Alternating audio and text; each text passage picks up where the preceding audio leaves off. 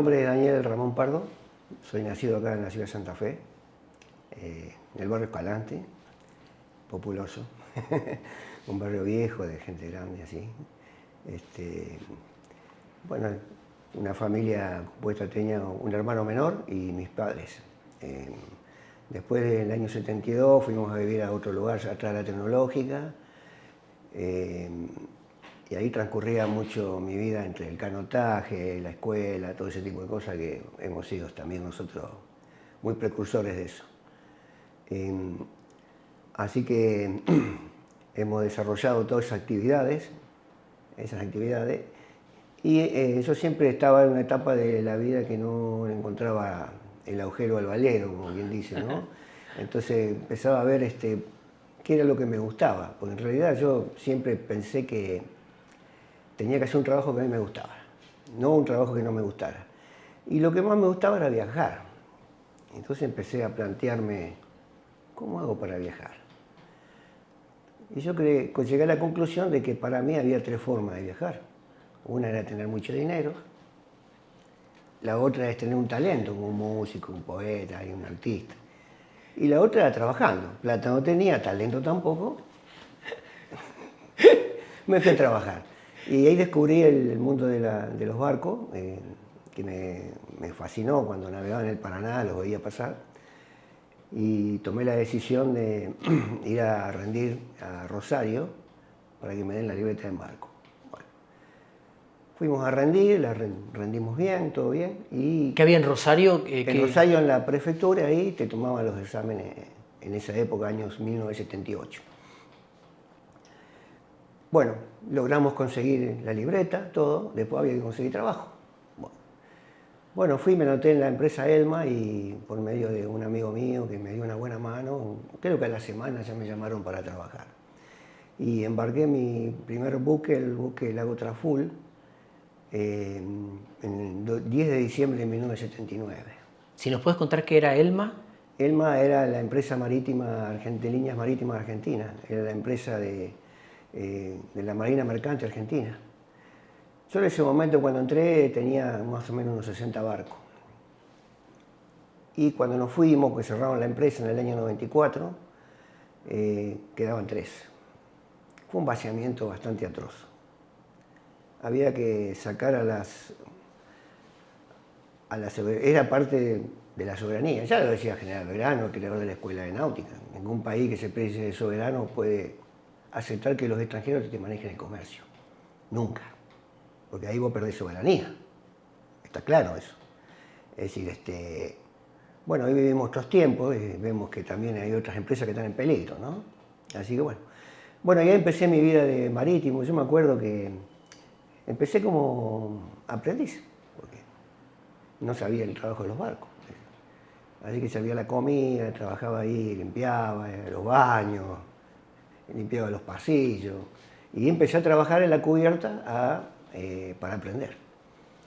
Pero lo curioso de esa vez que nosotros cuando nos fuimos a navegar, me acuerdo como anécdota, ¿no? Como algo de una nota de color, que lo llevamos a Piazzolla al exilio.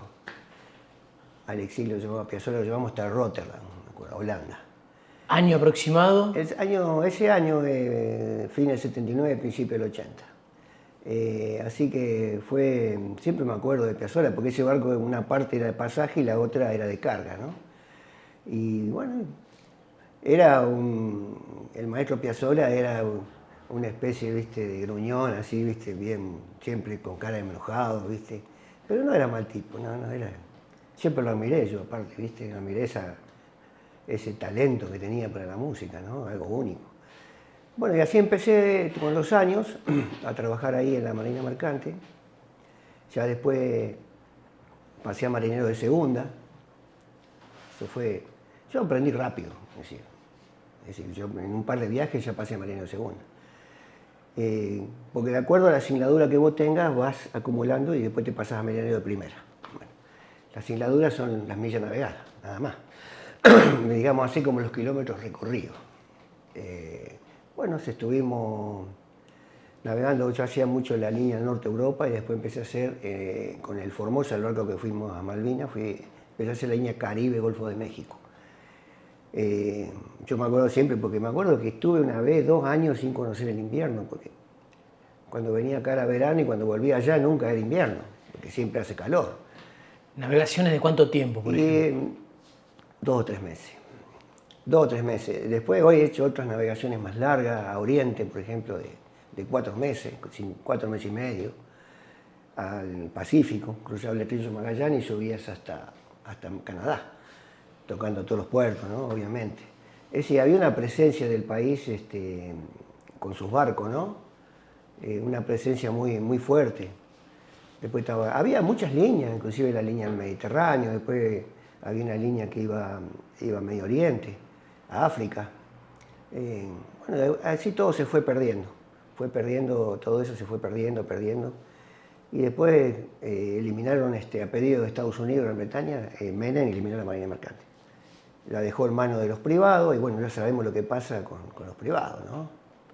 ¿Cuáles eran las características del Formosa? El Formosa era un buque hecho en Cádiz, España. Si no mal recuerdo, que me corrijan los compañeros del Formosa, cualquier cosa, me van a corregir. Era un buque de carga, que llevaba carga, tenía una parte de carga líquida y la otra todo tipo de carga. Carga granel, general, contenedores. Era un buque bastante pesado para trabajar, para la sección nuestra. Pero bueno, éramos jóvenes nosotros.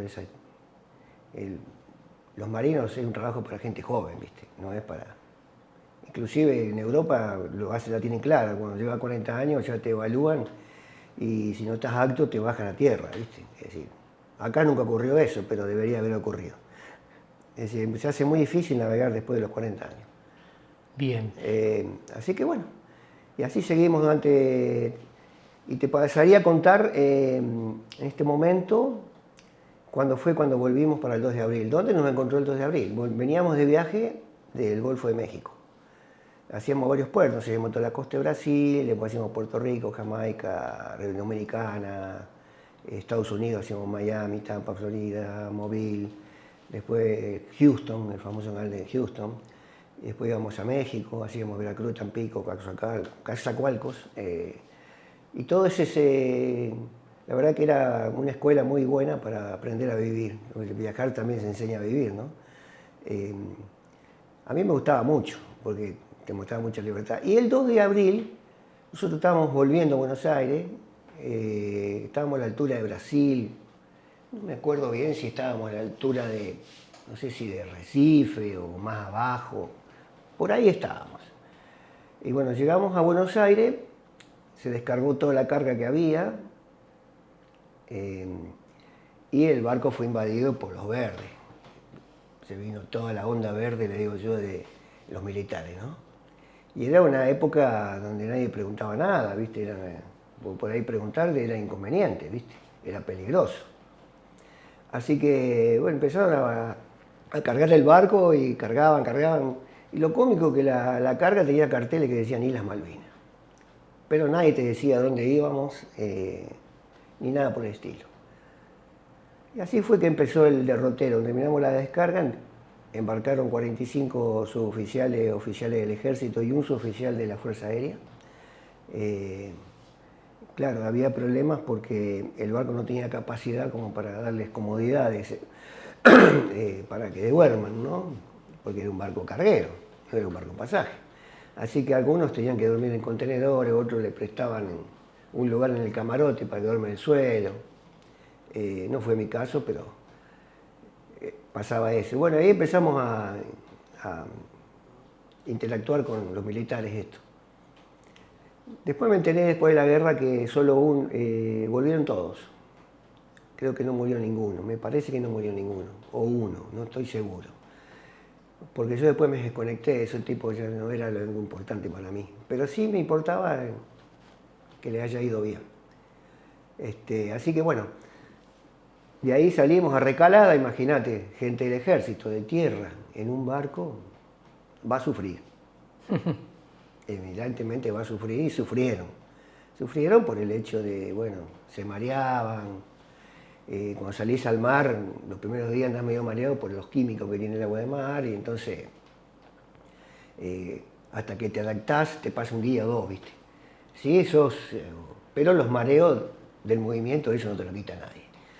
Así que los vagos sufrieron bastante. ¿Ustedes zarparon Zarpamos de Buenos Aires, fuimos a Recalada. Recalada era el pontón de entrada al Río de la Plata, frente a Montevideo. ¿Qué fecha más o menos aproximada?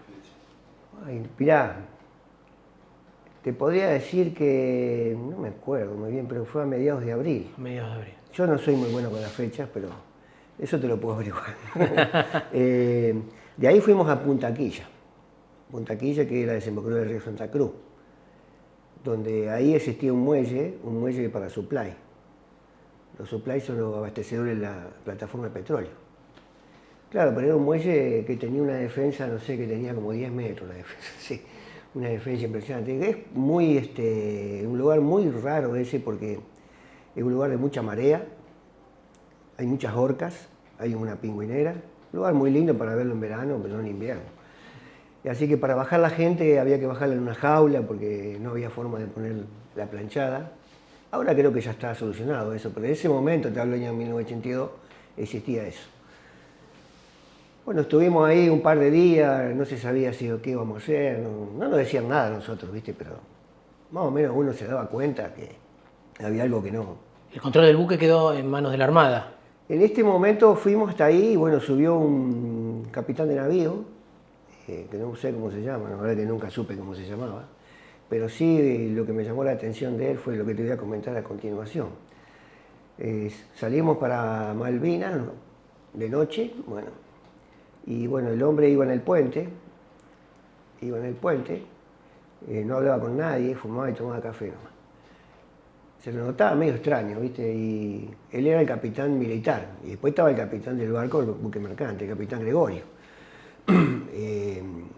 Cuando llegamos allá a Puerto Argentino, llegamos bien, la verdad que llegamos bien.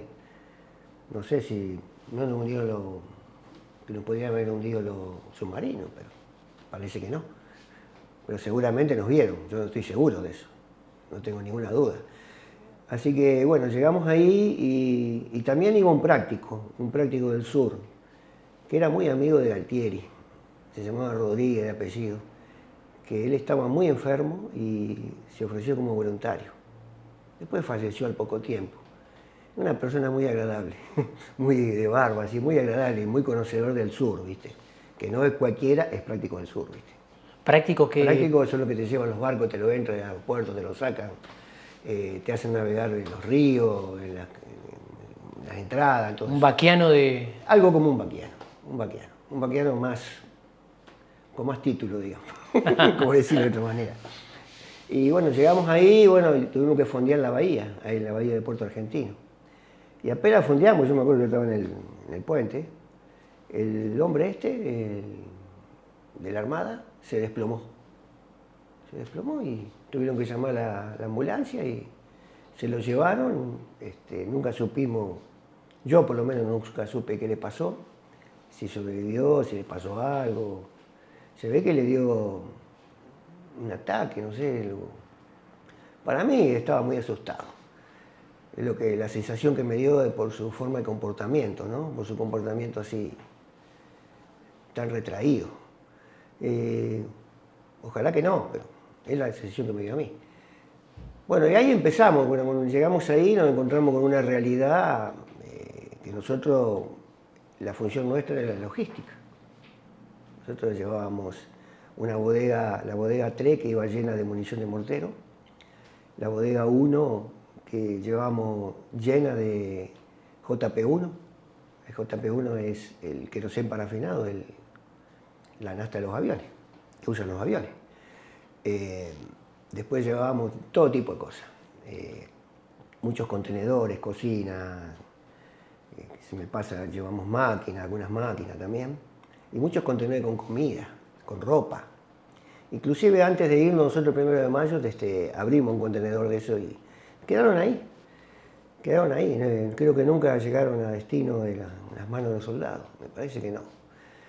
Bueno, estuvimos ahí y nos encontramos con la realidad de que ahí no había nada. Vos para poner en funcionamiento un barco en un puerto tenés que tener un remolcador, tenés que tener estibadores, tenés que tener amarradores, no había nada. Entonces se tomó la decisión de hacer alige. Alige significa, se amarra un barco al lado del otro y se pasa una carga de un barco al otro. Y ahí estaba el Bahía Buen Suceso, la Isla de los Estados, el famoso Isla de los Estados, donde fallecieron casi todos los tripulantes, muy tristemente. Nosotros teníamos mucha relación con ellos. Después había otro barquito, el Forres y el Monsumen, y eran barquitos ahí isleños, ¿viste? Bueno, que lo había agarrado la Armada, y bueno. Pero bueno, vimos así cosas muy raras, por ejemplo, que un barco mercante no es como un barco de guerra. Es decir, un barco de guerra, por ejemplo, una guardia normal de navegación son 2 personas. En un barco en un barco mercante, perdón. En un barco de guerra son muchos más. Es decir, tiene otra distribución, otras necesidades. Claro, y manejarte, me acuerdo en esa época, de década del 80, tenía pluma ese barco, todas plumas así con pajaritos, ostas, todo, y eran todas automáticas, era muy raro ver, y nosotros en el lago Traful teníamos todo manual, todo a mano. Bueno, después ese barquito, por eso, ellos, fíjate vos, ellos no hundieron esos barcos, esos barcos no lo hundieron ellos, porque eran de ellos. Hundieron los barcos que eran nuestros, el río Carcarañá, el Isla de los Estados, el Bahía Buen Suceso. Todos esos barcos terminaron mal. Bueno, empezamos a hacer alige, ¿viste? Y claro, cada vez se ponía más denso el tema, ¿viste? Eso más o menos, me acuerdo porque yo cumplí 26 años ahí, el 23 de abril, que es mi día de mi cumpleaños. Y empezamos a trabajar así, a manejar las grúas. Nosotros teníamos poca experiencia en las grúas. Podemos manejar la grúa para salir y ponerla para navegar, pero no para hacer alige, para hacer estivaje. Ya es otra cosa. Y no había estibadores, entonces usaban los soldados. Se había que explicarle a los soldados cómo es. Es decir, ya todo muy tirado los pelos. Improvisado. Yo diría que menos que improvisado. Abandonado, es decir, es gente que ha hecho eso y no ha tomado en cuenta nada. No ha tomado prácticamente nada en cuenta. Claro, y después vos lo veías, en algunas actitudes veía que a ellos les faltaba alguna formación en cuanto a eso, ¿viste? Bueno, estuvimos ahí cuando empezamos a descargar y el barco empezó a tener menos calado, el muelle era un galeón hundido, que había quedado la cubierta. Reconvertido. Claro, en un muelle, había quedado ahí, estancado ahí, ese era el muelle. Y había que amarrar, y amarrar, tener un conocimiento tenés que tener, no es cuestión de poner los cabos en la vista, así tenés que pasarlo por adentro, que no se muerda, ¿viste? Tiene que hacerlo gente que esté en el tema. Bueno, entonces, ¿qué hicimos? Bueno, había que amarrar, entonces lo agarramos al contramaestre, que el contramaestre es el capataz del barco, ¿viste? Es el jefe nuestro, bueno, de los marineros. Lo bajamos en un tacho de 200 litros, con la grúa, lo tiramos ahí y el vago amarró. Así fue, ¿viste? Ahí empezamos a trabajar. Después, unos días antes, llegaron unos estibadores chilenos. Bueno. Así que bueno, nosotros la última semana creo que estuvimos ahí, hacían oscurecimientos, se escuchaban tiros cada tanto. Eso fue antes. ¿Jornada de cuántas horas de trabajo? Porque me imagino. No, 2 horas por día dormíamos nosotros. Y a veces comíamos arriba de la grúa, un sándwich así, había que descargar todo. Era contrarreloj. Y terminamos la descarga el 1 de mayo a las 2 de la mañana. 2 de la mañana. A todo eso, de noche, cada media hora, los buzos tácticos tirando granadas antibuzo. Es decir, era todo Los helicópteros, siempre me quedó grabado, los helicópteros pasaban, los Pucará. Me quedó grabado el sonido, ¿no? Y después oscurecimiento en todo el pueblo, pero nosotros no, seguíamos trabajando con luces, había que descargar el barco. Así que bueno, era toda una historia, como si te tocaba la noche, parabas a las 2 de la mañana y tenías que ir a cocinar, así que te dejaban unos bifes ahí, cocinaban para vos y todos los soldados, eran como 70. Así tiraba ahí, se cocinaba como se podía y todos comían, todos estaban contentos. O el que no estaba contento por lo menos comía y se bañaba. Porque el barco tenía capacidad para que se bañen todos, ¿viste? De agua. Así que estuvimos ahí todos esos días. Tuvimos la suerte de poder bajar a conocer el pueblo, ¿viste? ¿Qué impacto te produjo conocer? Y yo ya había ido a Inglaterra y Argentina. bueno, es una transportación de un pueblo inglés ahí, nada más. No me dijo nada, ¿no? Es como... Lo que sí me impactó, ahí había un lugar que se llamaba la West Falkland Island, que vendría a ser como el gran supermercado de ahí, la gran empresa, la West Falkland, sí. Bueno, cuando fuimos dijimos, bueno, vamos a ver si compramos whisky, algún chocolate, ya se habían llevado todos los militares, ¿viste? Pero lo que me llamó la atención, que yo lo vi, eso puedo dar fe, porque no me lo contaron, lo vi, que algunos militares oficiales sobre todo, hacían abusos, ¿viste? Como cerrar las calles, no dejar entrar a nadie y entrar ellos a comprar.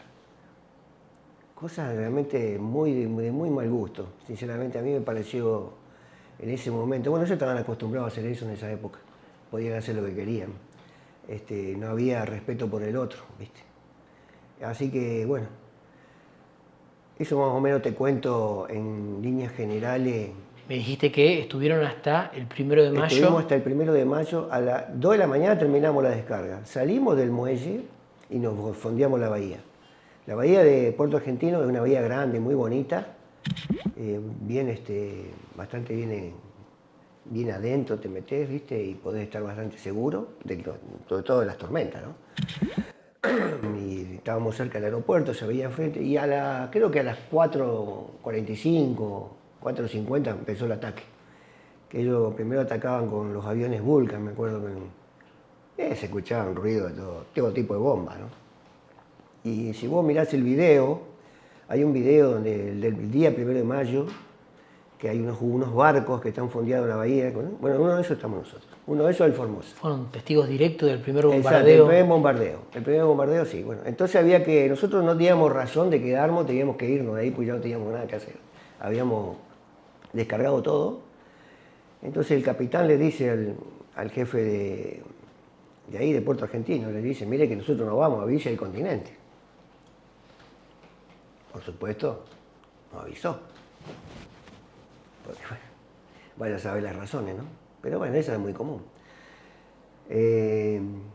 Entonces, más o menos, esperamos hasta el mediodía.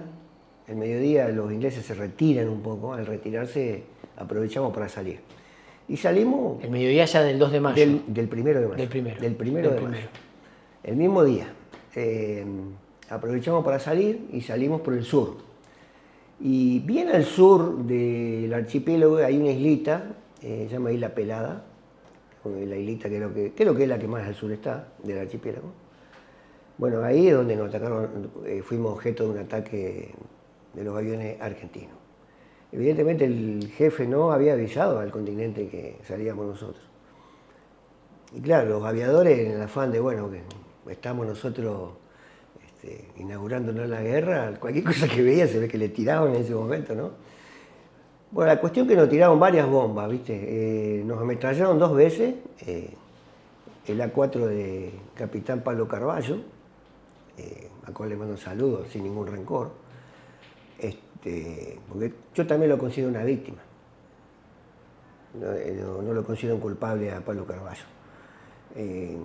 No tengo ninguna animosidad hacia su persona ni nada que se parezca. Pero sí, fue un momento muy difícil porque, bueno, tuvimos la suerte de que la única bomba que entró, inclusive viste la foto, tú viste la foto y la has visto, no explotó, si no, no estaría acá. La única que explotaron fueron cayeron en el agua y el barco rolaba así, ¿viste? Se movía todo. Y después ametralló 2 veces y no hirió a nadie. Es decir, que había una protección divina, no había otra forma de creerlo. ¿Un barco de eslora cuánto? ¿Cuál era? Un barco de 150 metros de eslora, aproximadamente, sí. Tenía 5 bodegas, casillaje a popa, 4 grúas, tenía plumas, y tenía plumas en la bodega 1. Por eso te digo, después de eso fuimos hasta San Sebastián, y ese mismo día que entró la bomba nadie la vio, porque tipo 4 o 5 de la tarde ya se hacía de noche. Perdón, San Sebastián. San Sebastián, Tierra del Fuego, la bahía de San Sebastián. Bien. En fin, enfilamos para ahí. Al otro día descubrieron, y la bomba estuvo toda la noche ahí en el entrepuente de los arcos bailando, viste, así. Y bueno, al otro día vimos porque, claro, la bomba pues tiene un sistema de encroche en la parte de atrás con un paracaídas, inclusive están las fotos están ahí. Se ve que el dispositivo se averió y muchas bombas, inclusive los torpedos de los submarinos, nunca vinieron todos fallados, ¿viste? Nos daban el armamento fallado. Así que bueno, esas bombas eran bombas para usar en tierra, no en el mar. Es decir, la Fuerza Aérea estaba preparada para el combate en tierra, no en el mar. En cambio, si hubieran sido unos buques, un avión de la Armada, no creo que nos hayan errado. Hubiéramos pasado de otra manera. Otro sería el cuento. Otro sería el cuento, sí. Bueno, entonces se agarraron, se trincó la bomba ahí y había un oficial de la Fuerza Aérea que venía con nosotros y nos dijo, uy, que parecía que son las que usamos nosotros, ¿viste? Todas esas cosas, ¿viste? Y bueno, y así se fue desarrollando todo. Fuimos a San Sebastián, no había ningún herido, nos estaban esperando con un remolcador, con comida, médico, todo. Ellos pensaban que nosotros veníamos con heridos, no sé, sí, no teníamos nada. Claro. ¿Qué tripulación tenía? Sí, más o menos, usualmente éramos unos 40 más o menos. Pero creo que a Malvinas fuimos un poco más. El único detalle de un poco feliz que tuvimos fue que uno de los cocineros se bajó en Punta Anquilla, me he olvidado de comentarte. Es decir, que de los 3 cocineros quedaron 2, nomás esos 2 tuvieron que laburar como mucho. Mucho porque no le llegó ningún relevo, ¿viste? No le llegó ningún refuerzo, nada. Pero bueno, perdón, esas cosas... Sí, o sea, van entonces hasta San Sebastián y la bomba, vuelvo a preguntar esto, la bomba estuvo alojada, ¿quién se la encuentra a la bomba una vez que bajan? Claro, la encontraron ahí los oficiales con el contramaestre y me acuerdo que más fue el electricista, también fue después a trincarla. Y estaban los oficiales, ¿El tiempo de navegación desde que salieron desde la bahía hasta llegar ahí? Y calculale unas 12 horas, 12, un poco más. 12 horas con la bomba alojada ahí. Más de 12 horas, porque se amanecía tarde. Es decir, pero bueno, cuando empezó a aclarar un poco ya vieron la parte que había entrado en la bodega, que había quedado atorada en la tapa, el encroche con el paracaídas. Entonces ahí ya se dieron cuenta de que algo había pasado. Bueno, se trincó la bomba, ¿viste? Se la aseguró, ¿viste? Y después nosotros de ahí nos fuimos a Buenos Aires. Bueno. ¿La desactivaron? No hicieron nada. No hicieron nada. Según el oficial de la Fuerza Aérea dijo que ya estaba anulada la bomba. De todas maneras, era un riesgo, ¿no? Bueno, sí. Era algo como decir, puede pasar cualquier cosa. Así que bueno, fuimos a Buenos Aires y me acuerdo que atracamos el Espigón 3. En el Espigón 3 no dejaron entrar a nadie, solo los familiares. Era ese momento en que querían barrer la basura abajo de la alfombra, más o menos. Y la tripulación, la mayoría se fue porque vivían en Buenos Aires, pero nosotros, que éramos 3, Rodolfo Luren, que de Entre Ríos, de Villaguay, y Ariano, un compañero de Rosario, y yo, vivíamos en el interior, entonces nos quedábamos ahí. Y éramos los encargados de abrir las bodegas, cerrarlas, manejar toda la parte de la guardia. Bueno. Al otro día nos avisan que iban a venir los de la Armada a buscarla. Entonces yo, como Luren tenía máquina de fotos, le dije, y nosotros éramos los que abríamos la bodega, teníamos esa facilidad. Le digo, vamos a abrir la bodega antes que vengan estos y vamos a sacar la foto, porque si no esto no se va a ver en ningún lado. Bueno, y así fue que fuimos, abrimos la bodega, nos bajamos los 3, nos sacamos fotos, todo. Sacamos fotos de la bomba, por eso las fotos las tenemos, si no, no es que nosotros éramos muy obedientes, ¿no? Porque no lo éramos, ¿viste? Porque no somos militares, ¿viste? No cumplimos órdenes así de ese tipo. Y bueno, venían los de la Armada, pero no se animaban a moverla. No, dice, nosotros no podemos tocar eso, porque ustedes son los militares. Bueno, le bajamos un chinguillo a la bodega, un chinguillo, una lona así con unas sogas que se enganchan y Entonces cuando la levantan se cierra así y no se ve nada. Había que no ver nada. Pero nosotros habíamos sacado la foto. Bueno, vinieron, le digo al vago, vamos a empujarla con el pie, le digo, si esto no explota más, dijimos, ¿viste? Y así fue, la empujamos con el pie así, la metimos dentro del chinguillo, se la llevaron, por supuesto nunca más se vio eso, no sé qué pasó con eso, porque eso es un documento histórico, tenía que haber quedado en algún lado. Y por eso yo siempre me acuerdo del Atlantic Conveyor. El Atlantic Conveyor que fue hundido en Malvinas. Bueno, al año... Un buque británico. Un portacontenedores gigante, grandísimo. Al año, yo estaba navegando. Entramos al canal de Houston. No, veníamos saliendo de Houston, para llegando a Charleston. ¿A quién cruzamos? Al Atlantic Conveyor. Una réplica. Enseguida sacaron otro igual.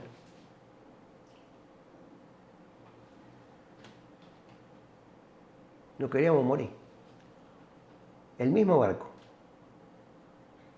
Al año ya estaba navegando con un Atlantic Conveyor. Y nosotros, lamentablemente, ¿te acordás que acá se pensó que se iba a traer el Sobral para...?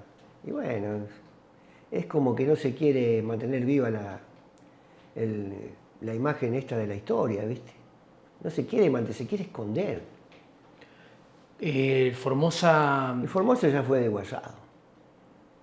¿Y volvió a tener alguna otra tarea logística durante el transcurso de la guerra? No. Después de que volvimos, nos mandaron a dique seco a reparaciones. Ahí en el Sincrolis de Tantanor, en La Boca, al lado de García Domecq, la fábrica de submarinos. Así que estuvimos ahí, yo me acuerdo que tuve 9 meses embarcado. Después hice otro viaje y después volví, ya me quedé. ¿Ustedes continuaron con los viajes de carga? Continuamos. Yo estuve un año más, después me fui. Porque yo digo, durante el transcurso de la guerra, ¿no fue nuevamente asignado a tareas logísticas dentro de la Armada? Dentro de la Armada no. Pero ustedes continuaron con las tareas... Continuamos con los trabajos nuestros normales de la empresa.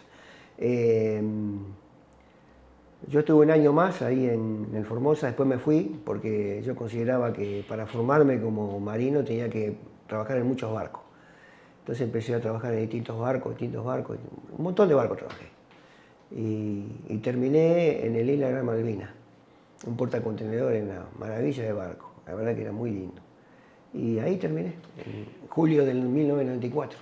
¿Visitaron otros puertos mientras la guerra se desarrollaba? ¿Tuvieron contacto con marinos de otros países? ¿Le preguntaban? Muy poco. Sí, en realidad a muchos no les interesaba, ni siquiera te preguntaban porque no les interesaba, es decir, vivían otra realidad. Hay que entender eso, yo lo veo, no sé, muy poca gente puede encontrar que te diga algo. Eso está mucho más para nosotros o los muchachos de Gran Bretaña que... ¿Tuviste relación con alguno de los tripulantes del resto de los buques de la Marina Mercante que no corrieron la suerte de ustedes y fueron hundidos? Sí, lo conocí acá en Santa Fe a Tetamansi, que él era el comisario de a bordo y un malvenero viejo, acá en el centro comercial en el año 2003. Porque yo en el año 2003 fue la primera vez que yo me integré acá al centro de Santa Fe, porque yo una vez intenté acercarme, ¿viste? Y estaba todo como mal, ¿viste? Y me hicieron me gruñeron un poco, por no ser soldado, ¿viste? Bueno, entonces yo como estaba navegando y seguí con lo mío y como que nunca participé, ¿no? Nunca estuve, a pesar de que vivía acá y en Santo Tomé. Pero en el 2003, ahí, cuando lo conocí a Tetamansi, me dijo, ¿vos estás en el centro? No, le digo, bueno, ahí empezamos con Mario Andino, vinimos a hablar con Mario, ¿viste? Todo bien. Yo no guardo rencor a nadie, no tengo ningún problema con ninguno, ¿viste? Soy bastante comprensivo en ese aspecto, ¿viste? Sé que han vivido gente que ha vivido momentos mucho más difíciles que lo que viví yo, pero mucho más difíciles. Santiago tiene un libro, Rumbo 105 Malvinas. Escribió las memorias y también elogia y hace también una puesta en contexto de lo que implicaba la Marina Mercante para la Argentina, era el esplendor, y cómo también fue subsidiaria en logística y en aportándole hombres también a la Armada. Totalmente, en momentos difíciles. Inclusive gente de la Armada trabajó muchos años en la Marina Mercante. Es decir, cuando se iban de baja o se retiraban, se iban a trabajar a la Mercante. Les costaba un poco porque salir de la Armada y ir a la Mercante es como salir de la comisaría y meterte en un... A ver, ¿cómo te podría decir? Meterte en la cancha de Colón de Unión. No tenés problema. Es así, porque es otra cosa. Es decir, hay dentro de la Mercante se usa mucho el discernimiento. ¿No? El militar eso no lo hace. No usa el discernimiento, él cumple órdenes. Yo lo entiendo, ojo, no está mal. Pero es así. Entonces vos cuando salís de una estructura, yo conozco muchos compañeros míos que son de la Armada, del Ejército, que sean en Córdoba, donde vivo yo ahora, en la provincia de Córdoba, que han tenido problemas cuando se han retirado. Porque volver al otro mundo, le digo yo, vos viviste al otro mundo, vos vos fíjate, vos vivís en un cuartel donde está todo cerrado. Y te relacionás con la gente. Otro régimen disciplinario. Otro régimen y otra realidad. Cuando volvés al mundo real acá, que tenés que remarla con la gente común, ya es otra cosa. Entonces se empiezan a enfermar, ¿viste? Es normal eso, ¿eh? Empiezan a tener el síndrome de abstinencia, ¿viste? ¿Dónde te encuentra el 14 de junio y cómo te enterás de la rendición argentina? Y estábamos acá. Tuve unos días acá, después en Buenos Aires. Estábamos ahí en Dique Seco, tuvimos muchos días en Dique Seco, varios días tuvimos, más de 20 días. Lleva tiempo reparar un barco. ¿Qué impresión o qué sensaciones te generó la noticia de la rendición de Puerto Argentino? Y da un poco de tristeza, pero no te voy a negar que no, de frustración, pero era posible. Era posible porque me pareció una irracionalidad hacer una guerra a la OTAN. Ya en esa época nomás. Es decir, es como no conocer con quién te estás manejando. Si vos te metés, ya lo estás viendo ahora, lo que está pasando en el mundo. Nosotros no éramos nada. A pesar de ser un país que ha demostrado tener fuerzas armadas que se han destacado en algunos aspectos, porque eso es real, es real. Pero en otros aspectos, en la política, en la geopolítica, le han errado feo. Habiendo recorrido distintos puertos, haber conocido muchos países, la importancia y aparte de conocer nuestros mares, la importancia que le das a Malvinas, justamente hablando en términos geopolíticos, sí, y la amenaza permanente que tenemos. Malvinas es, evidentemente, primero que es una extensión de la Patagonia, está probado eso, no hay forma de no probar, y está dentro de nuestro límite. Así que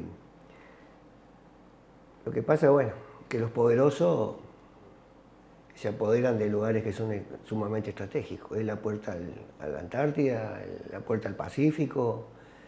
Ahí se maneja todo, hay mucho petróleo y debe haber algo más. Como marino, la proyección que haces también de conocer, vuelvo a repetir, nuestros mares y de cara al presente y al futuro. La pesca, otro detalle. Otro detalle que hay tipos de especies que se buscan que solamente están en el mar argentino. Entonces eso los induce a ellos a venir a violar cualquier cosa. Pero yo no le tengo miedo a ellos, ¿eh? Es decir, no me preocupan los de afuera, me preocupan los de adentro, los traidores de acá de adentro, los vendedores baratos. El poder blando británico. Exacto. Comiendo conciencias. Es decir, y voluntades. Sí, lo llamo el servilismo intelectual. Ese servilismo intelectual, de creerse que vos tenés que servirle a ellos porque ellos aparentemente son mejores. Yo he estado en Inglaterra, te puedo asegurar que la gente común es muy parecida a la de acá. Si vos te vas a Francia y le preguntás a un francés y te puede mandar a cualquier lado, y por más que sepa español o inglés no te va a hablar, pero un inglés sí, se va a matar para que vos entiendas. Te hablo de la gente común, ¿eh? De a pie. la gente a pie, como vos, como yo. Así que bueno, pero ellos toda la vida han vivido de los demás, todos los europeos. Todos los europeos han vivido de América, de África. Ahora se están cerrando algunos caminos, ¿viste? Sobre todo por eso están desesperados haciendo guerra, porque económicamente se están viniendo abajo, no pueden sostenerse. Y bueno, nosotros, como siempre, caminamos cara atrás, caminamos al revés, ¿viste? Caminamos al revés. Espero que nos mejoremos algún día, ¿viste? Respecto a la reafirmación de la soberanía, Sí. teniendo en cuenta que vos también, bueno, navegaste orgulloso dentro de una marina mercante que era reconocida Embajadora. a nivel mundial, una Una embajadora. Eso digo yo. Y también por los marinos mercantes que cayeron en defensa de nuestra soberanía. Exactamente. Tenemos 18 civiles caídos, de los cuales 2 son los hermanos Ávila del Belgrano. Lo tenemos ¿cómo se llama este? A Ruc, el contramaestre del Narwhal, y los restantes son tripulantes del Isla de los Estados. Esa creo que fue un crimen muy... Esa también fue una especie de crimen, porque hundir un barquito de eso no tenía ninguna necesidad. Es como, no sé, matar a alguien, fusilarlo, porque sí. No tenía ningún tipo de defensa. Lo podían haber abordado. Si eran, la mayoría eran civiles. ¿Qué mensaje te gustaría dejar como testimonio y como Bueno, el veterano? mensaje que yo me acuerdo de mis viejos, que ellos han sido luchadores. Me acuerdo de muchas cosas, de todas las cosas que hemos vivido. Que no nos olvidemos que todo lo que tenemos ahora no lo conseguimos nosotros. Todos los beneficios que podemos llegar a tener, hoy tenemos un sindicato, podemos tener una obra social, podemos tener vacaciones, podemos tener un montón de cosas que no las conseguimos nosotros, las consiguieron nuestros ascendientes. No nos olvidemos de eso, porque el día que la perdamos, no la vamos a recuperar más. Y hoy mucha gente habla, ¿viste? Habla sobre cosas así que escuchan, la televisión le dice, le impone, en los medios, ¿viste? Los grandes esclavos del siglo XXI son los esclavos de los medios. Gente que no razona, que no se prepara, que no estudia, solamente mira el celular y la televisión. ¿Cómo te gustaría que fueran recordados los héroes de la Marina Mercante que dejaron su vida en defensa de la soberanía? ¿Y qué mensaje te gustaría dejar como marino mercante respecto a la necesidad de proyectar el país del mar? Imperiosamente la Argentina necesita una marina mercante, necesitamos volver a activar los astilleros. Nosotros éramos líderes en astilleros. Tuvimos YPF fue la maestra de PM, de Petrobras. No se dan cuenta. ¿Qué están haciendo? Todo ese tipo de cosas que vamos a perder nuestra identidad. Y no nos olvidemos que no sé si en próximos años que tengamos vamos a tener una inmigración muy fuerte. Se comenta eso, que vamos a tener una inmigración muy fuerte. Muchos millones de personas, porque el mundo está como dado vuelta. Y este es un lugar todavía para recibir gente. Tenemos muy poca población. Así que bueno. Una gran extensión territorial y la población concentrada en el AMBA. Exacto, un macrocéfalo. Bueno, Daniel, un gustazo y muchísimas gracias por tu testimonio y en homenaje también a los marinos de nuestra gloriosa Marina Mercante. Así es. Poder recordarlos a través también de tus experiencias va a servir ahora también para este nuevo capítulo de Voces de Malvinas y para que las presentes y futuras generaciones no olviden. Exactamente. Muchas gracias por la atención. Muy amable.